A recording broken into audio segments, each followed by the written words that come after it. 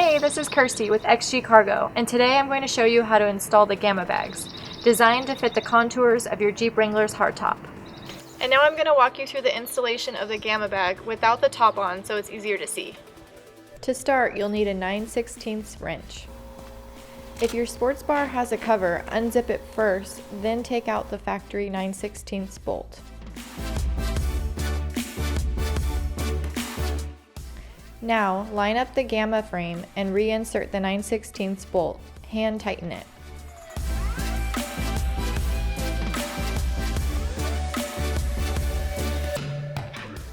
Next, put on the lower clamp or bolt it if you have a JL.